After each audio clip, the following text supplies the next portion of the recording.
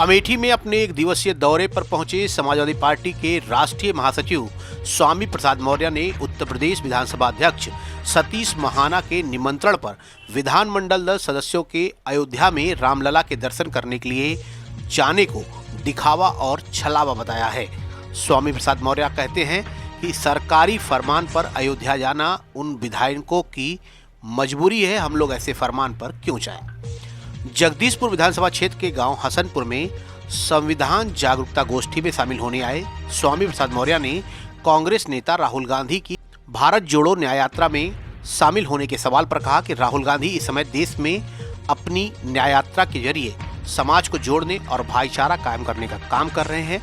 मैं इसका स्वागत करता हूं और उनकी यात्रा जब भी उत्तर प्रदेश पहुंचेगी मैं कहीं न कहीं इस यात्रा में जरूर शामिल होने जाऊंगा।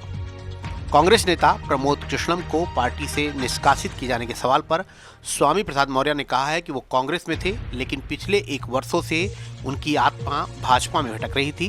कृष्णम को पार्टी से निकाले जाने से कांग्रेस और मजबूत होगी। अमेठी से सपा प्रत्याशी उतारे जाने के सवाल पर मौर्य ने कहा कि यह गठबंधन का मामला है, गठबंधन के नेता बैठकर तय करेंगे कि कौन कहां से चुनाव लड़ेगा। अरे यार क्या करता ये हटाओ, ये आगे के रखे यार पूजा विनोद कैसे बनाओ दर्शन आईडी पे या अपने आराध्य के पर श्रद्धा व्यक्त करना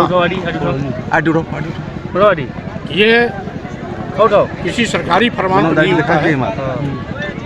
ये भैया क्या करते हो यार? जो स्वेच्छा से स्वप्रेरित होकर के अपने आराध्य का दर्शन करने जाता है वही सही माने में धार्मिक अनुष्ठान है, धार्मिक कार्यक्रम है, धार्मिक भावना है। और शेष जो किसी के आदेश से जाता है वो दिखावा है, छलावा है और उसकी मजबूरी है कि वो आदेश पे जा रहा है। ये किस तरीके का कार्यक्रम है और इस कार्यक्रम का उद्देश्य क्या था? इसका उद्देश्य साफ था कि आज जिस तरीके से संविधान प्रदत्त अनुसूचित जात, अनुसूचित जनजाति और पिछड़ों का आरक्षण खत्म किया जा रहा है, बीजेपी के प्राण प्रतिष्ठा पर सवाल उस संविधान को बचाने के लिए यह लोगों को जागरूकता 19 फरवरी को भारत जोड़ो सम्मेलन था जिसके तहत ये कार्यक्रम आयोजित किया गया। राहुल गांधी की भारत जोड़ो न्याय यात्रा अमेठी आ रही है और राष्ट्रीय अध्यक्ष अखिलेश जी भी यहाँ पर आ रहे हैं कि आप भी अमेठी में आएंगे, तो आप इस पर क्या प्रतिक्रिया देंगे? स्वाभाविक रूप से, क्योंकि इसमें राहुल जी पूरे देश में न्याय यात्रा के माध्यम से सभी समाज में भाईचारा पैदा करने की कोशिश कर रहे हैं। सराहनीय कदम है, उसका हम स्वागत करते हैं। और स्वाभाविक रूप से उत्तर प्रदेश में जब भी उनकी न्याय यात्रा आएगी कोशिश करूंगा कि मैं भी कहीं न कहीं उस न्याय यात्रा में शामिल हूँ। प्रमोद कृष्णम को कांग्रेस पार्टी ने बाहर का रास्ता दिखा दिया कि क्या इससे पार्टी और इंडिया अलायंस कमजोर होगा? देखिए, आपने अगर प्रमोद कृष्ण जी को पिछले साल भर से सुना होगा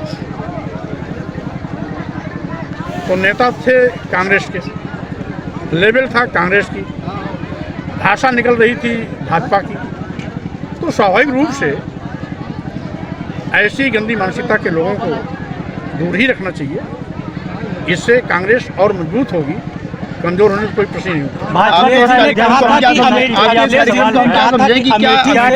अखिलेश जी ने कहा था कि अमेठी से सपा का भी प्रत्याशी उतारा जाएगा, और क्या लगता है आपको कि गठबंधन में ही ये चुनाव लड़ा जाएगा या सपा के कोई कैंडिडेट आएगा?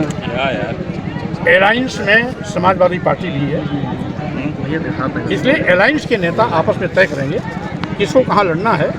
अभी कोई भी सीट तय नहीं हुई है, तय होगा इसलिए अपने आप स्पष्ट। अयोध्या में जिस तरह से आप अयोध्या में करने नहीं गए, इसका मतलब कि आप भगवान राम को नहीं मानते?